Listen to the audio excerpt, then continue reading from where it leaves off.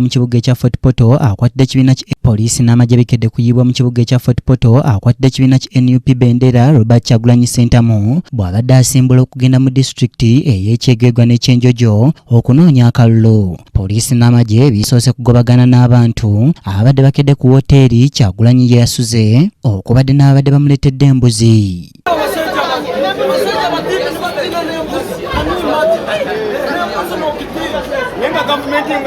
Wano Kyagulanyi awakanyizza ebyogerwa poliisi nti akyankalanya emirimu n'entambula y'ebidduka mu bibuga era nti ensonga lwaki poliisi baasalawo okumuzibira amakubo ne bamuyisa mu byalo.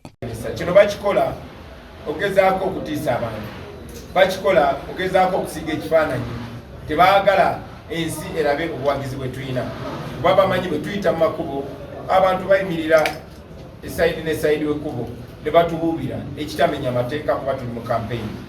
Ate n'ekyokuba akakiiko k'ebyokulonda katuwa program nga tulina okampeyinga wano mu kibuga kya Fort Portal. Kakati poliisi ate yeegamba tulina genda tukampeyininge ewala okuva mu kibuga.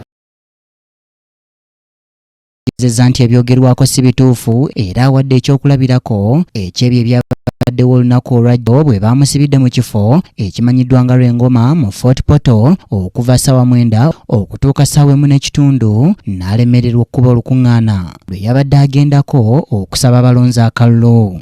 Bakikolanga luli nga bakuba omuko okubalagala mu bantu nga beekwasa COVID-19 kate wali COVID-19 naye muzze mulaba nga ne bwe tulina rallies nga bakuba tiyagaasi mu bantu mu bumenyi bw'amateeka. Ekyo tukivumirira naye tukivumirira nnyo kubanga mwami byabakama kuli akakiiko k'ebyokulonda asirisi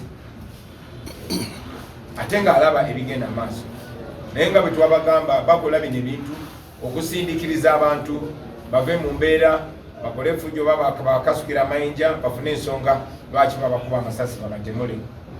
Tugenda kumenya amateeka wabula tugenda genda maaso nga tukayanira eddembe lyaffe erituweebwa constitution. Bino Kyagulanyi abyogedde mu lukuŋŋaana lwa bannamawulire lwatuuzizza mu kibuga Fort Portal mwe yasuze bw'abadde tannasimbula okugenda mu disitulikiti ey'Ekyegegwa n'Ekyenjojo gy'abadde agenda okusiiba ng'awenja akalulu akanaabatuusa ku bupulezidenti. Asiimye abakulembeze b'ekibiina abeesimbyewo mu Fort Portal olw'okusigala ku mazima b'okutambulira ku nnono z'ekibiina wadde nga waliwo abamu be yawa kaadi okwesimbawo ate olw'amala ne bamulyamu olukwe. Essuka miliyoni 10,000 mu Western Uganda embalala ne walala babawa miliyoni 5,500 bakyuke badde ku ludda lwa Museveni ne bano bamuweebwa ggwanga basigala baagala ensi yaabwe. Tubeebaza mutuwe ekifaananyi kirungi nnyo mutuwa amaanyi okusigala nga tuli ku mulamu. Oluvannyuma Kyagulanyi ng'ali wamu ne mukyala we Babi Itungo ne bannakibiina basimbudde okugenda mu disitulikiti ey'Ekyegegwa gy'abadde alina okusookera okunoonya akalulu.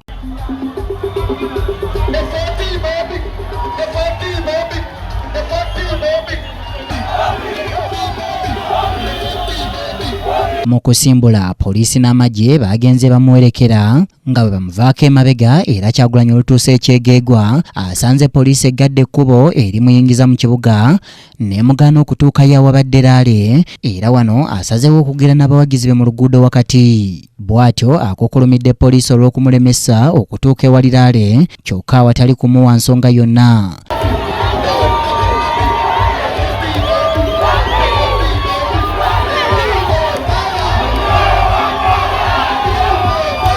Asinzidde eno n'asuubiza abalonzi b'Ekyegegwa nti singa awangula obukulembeze agenda kubafunira akatale ak'amajaani ge basinga okulima ennyo mu kitundu ssaako okubakolera enguudo awamu n'amalwaliro. Naye amagye ne poliisi bagaddewo ekkubo kubanga tebaagala atuuke mu tawuni, tebaagala abantu bandabe.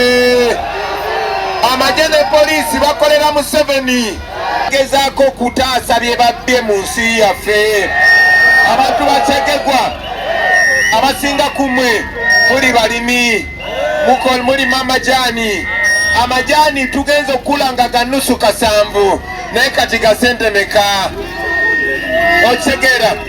So njagala mumanye ti n'ebbeeyi y'ebirime egenda kutereera but most importantly kubanga obudde bugenze. Ye mukyala we Babi Itungo mu kusabira baakalulu asuubiza abakyala nga Kyagulanyi bw'atunuulidde okukyusa embeera zaabwe singa bamulonda. Busa ne balya ne baba bina bashomesa kandi kubaraheze kushoma ne babone emirimo. People power. Oluvanyuma agenze mu district y'Ekyenjojo ngalaale yeno ebadde mu kisaawe eky'Ekatoosa. Era ng'eno Kyagulanyi asimye abantu b'Ekyenjojo olw'okumwaniriza mu ssanyu ate ne bamulaga obuwagizi, bw'atyo n'abasaba okumwesiga bamulonde abayingize Uganda empya mwe baneeyagalira. Uganda yaffe naye nsanyuse nnyo bwe mpulidde muzeeyi wano ng'ayogera ku democracy. Ono muzeeyi yali muto ku nze mu 1980 bwe baagenda mu nsiko okulwana okukyusa eggwanga. It has been 40 years today. 40 years.